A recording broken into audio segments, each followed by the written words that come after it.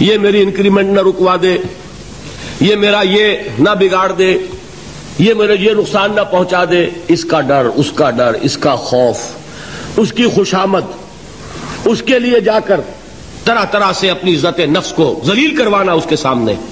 یہ سب کچھ کیوں کرتا ہے انسان؟ جب سمجھتا ہے کہ اس کے ہاتھ میں میرا کوئی نفع ہے، اس کے ہاتھ میں میرے لیے کوئی ضرر ہے، یہ مجھے کوئی گزند پہنچا سکتا ہے، یہ مجھے کوئی نقصان پہنچا سکتا ہے، یہ میرا کوئی کام بنا سکتا ہے، یہ میری کوئی ضرورت پوری کر سکتا ہے. اسی کا نام شرک ہے. جہاں آپ نے یہ سمجھا کہ غیر اللہ کے اندر کوئی طاقت موجود ہے، وہی شرک ہے. بتوں سے تجھ کو امیدیں، خدا سے نو امیدی، مجھے بتا تو صحیح اور کافری کیا ہے.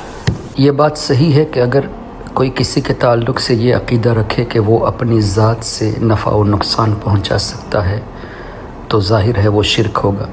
لیکن اگر یہ عقیدہ ہے جیسا کہ اللہ نے فرمایا میں نے فرشتوں کو مدد کی طاقت دی، میں نے نبیوں کو، ولیوں کو مدد کی طاقت دی، تو اس قرآن کریم کی ان آیتوں پر ایمان رکھتے ہوئے یہ عقیدہ رکھنا کہ اللہ کی دی ہوئی طاقت سے یہ اللہ کی مرضی سے، اللہ کی عطا سے نفع پہنچا سکتے ہیں، تو یہ شرک نہیں بلکہ عین ایمان کا حصہ ہے. جو کوئی اس کو شرک کہتا ہے وہ دراصل قرآن کریم سے ہی دور ہے، چاہے وہ قرآن کی تفسیر ہی کیوں نہ کرتا ہو. حقیقت میں وہ تفسیر نہیں بلکہ اپنی منمانی بیان کرتا ہے. ایک دو مثالیں دے دو. اللہ تعالیٰ نے ارشاد فرمایا واللہ خیر حافظا، اللہ ہی سب سے بہترین حفاظت کرنے والا ہے. تو بہترین حفاظت کرنے والا کا مطلب دوسرے حفاظت کرنے والے اللہ نے پیدا کیے، تبھی تو اللہ اپنے کو فرما رہا ہے اپنے بارے میں کہ میں ہی بہترین حفاظت کرنے والا ہوں. واللہ خیر الرازقین، اللہ سب سے بہتر روزی دینے والا ہے. مطلب اللہ نے دوسروں کو بھی روزی دینے کے لیے اپوائنٹ فرمایا ہے، لیکن اصل روزی اور سب سے بہتر روزی اللہ ہی کی طرف سے ہے، اللہ ہی دیتا ہے.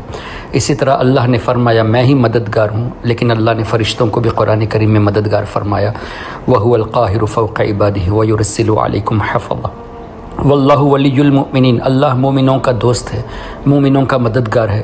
اور اسی قرآن میں اللہ نے فرمایا انما ولیکم اللہ ورسولہ والذین آمنوا الذین یقیمون الصلاۃ ویؤتون الزکاۃ وہم راکعون. بے شک اللہ تمہارا مددگار، اللہ کے رسول مددگار، اللہ کے نیک بندے مددگار.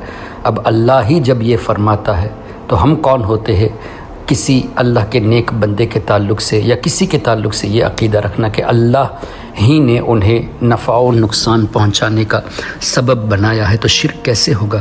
اگر یہی شرک ہوتا تو آدمی دنیا میں جی ہی نہیں سکتا، اس لیے کہ وہ خود جو چیز شرک نہیں ہے، جو چیز قرآن اور حدیث سے ثابت ہے، اس کو شرک کہہ کے وہ کون سا اسلام پھیلانا چاہتا ہے. اللہ عقل سلیم عطا فرمائے.